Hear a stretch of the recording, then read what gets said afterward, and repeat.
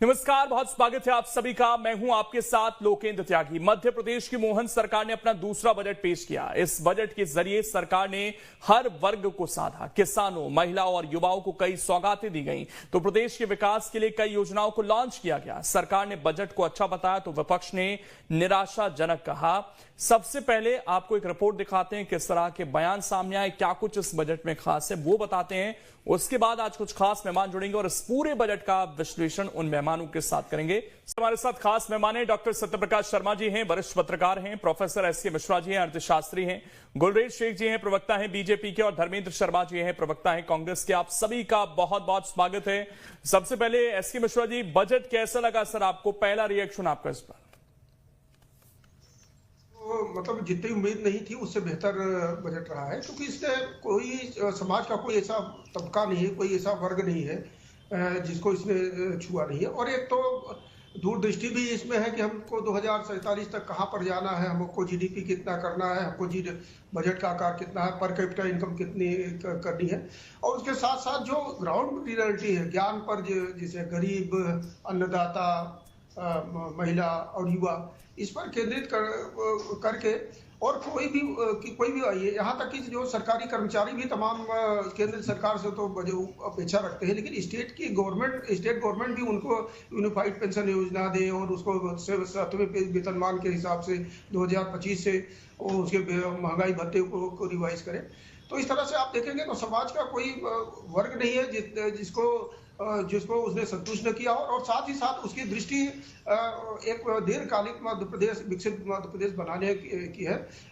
तो इवन हम लोग अर्थशास्त्र में भी ये सब देखते रहते हैं, जितनी उम्मीद नहीं थी उससे बेहतर बजट ये सामने आया। ठीक है सत्यप्रकाश, ठीक है एसके मिश्रा जी, लेकिन यहाँ पर देखिए उम्मीद रहती है लोगों को हमेशा कि उनको ज्यादा मिले, लेकिन ये जो बेनिफिशियरी योजनाएं हैं जिसका गुलरेज जी ने अब खुद भी जिक्र किया, और उन पर एक सवाल उठा खासकर लाडली बहनों पर कि उनकी थोड़ी संख्या अब कम हो रही है। उसमें यह भी आंकड़ा है कि कई जो लाडली बहनें थी उनकी मृत्यु भी हुई है, और कुछ जो उम्र पार कर चुकी है, इसलिए भी वो इस लाडली बहना स्कीम से घट रही हैं।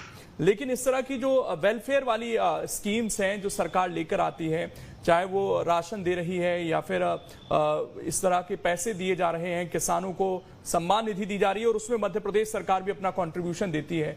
ओवरऑल इन योजनाओं को आप कैसे देखते हैं अर्थशास्त्री के नाते, और जब बजट में इनको लेकर बड़ा एलोकेशन दिखता है तो इससे आपको लगता है कि स्टेट, क्योंकि यहाँ पर बात उसी चीज की हो रही है कि कर्जा लेना पड़ रहा है या फिजिकल डेफिसिट जो है उसको क्या हम और कम कर सकते हैं, इस तरह की वेलफेयर स्कीम क्या हमारे अर्थशास्त्र को अनुशासित कर सकती है? नहीं, इसमें क्या है कि ये इस तरह की जो एक कॉम्पिटिटिव है, तो इसमें इसका पॉलिटिक्स ही निदान कर सकता है, क्योंकि कोई भी स्कीम्स होती है तो उसको आप जो एक पार्टी इसको लागू करती है वो उसको सोशल वेलफेयर की स्कीम कहती है, और जो विपक्ष में रहती है वो उसको रेवड़ी के रूप में करती है। तो उसके बीच बहुत बारीक रेखा है कि उसको हम कर सके। लेकिन एक डेमोक्रेटिक जो सिस्टम होता है उसमें जो कमजोर वर्ग रहता है, जिसको जरूरत है उसको मदद तो की जाती है, लेकिन उसका मकसद अगर केवल उस वर्ग को मदद करना हो तो रहता है। तो इसलिए सत्ता पक्ष का और विपक्ष का तो अपना अपना अप्रोच रहता है, तो उसके लिए उसका निपटारा भी राजनीतिक रूप से होता है, उसका आर्थिक रूप से नहीं हो सकता।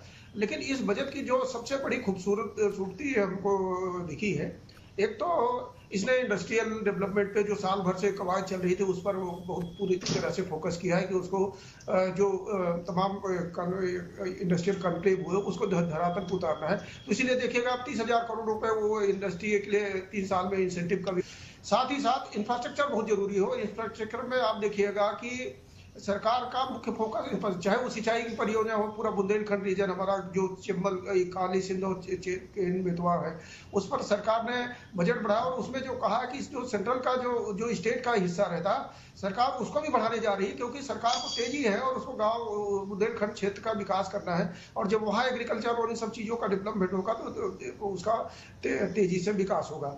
आप देखिएगा एक बड़ी बेल्ट है नर्मदा के दोनों तरफ, 10 किलोमीटर के एरिया, अमरकंटक से लेकर के पूरा मध्य प्रदेश के पश्चिमी बॉर्डर तक, जो पूरा उसको विकसित करने का और उसको हेरिटेज के रूप में भी रहेगा और डेवलपमेंट का भी वो रहेगा। तो इंफ्रास्ट्रक्चर पर मुख्य जोर दिया है। इंडस्ट्री पर जोर दी जाए और जो वीकर सेक्शन के लिए है, जो ज्ञान की चीजें हैं उस पर जोर दे रही है। लेकिन इसमें जो जो मुख्य रूप से जो चिंता की बाहर अभी शर्मा जी ने भी ये चिंता व्यक्त की थी, तो यहाँ पर जो फिजिकल डेफिसिट है 4.66 चल गया। अभी भी जो FRCB का जो 2004 का एक्ट है, सरकार उसके निकट है, लेकिन चूंकि जब इतनी महत्वाकांक्षी योजनाएं आप ले आएंगे तो उसके करीब जाएगा। और जो डेप्ट और GDP का रेशियो है ये थोड़ा सा बढ़ा जरूर है, लेकिन अभी मैनेजेबल लिमिट में है। उसके लिए बहुत ज्यादा चिंता की जरूरत नहीं है। और जब आप इतने बड़े स्तर पे जब एक बजट में एक साथ काम करेंगे तो ये चीजें आती है, लेकिन उस पर थोड़ा सा सरकार को आगे बजट में निगाह रखना पड़ेगा। अब उस लिमिट के बहुत ज्यादा आगे नहीं जाना चाहिए, तो निश्चित रूप से मध्य प्रदेश बहुत तेजी से आगे बढ़ेगा। ठीक, सत्यप्रकाश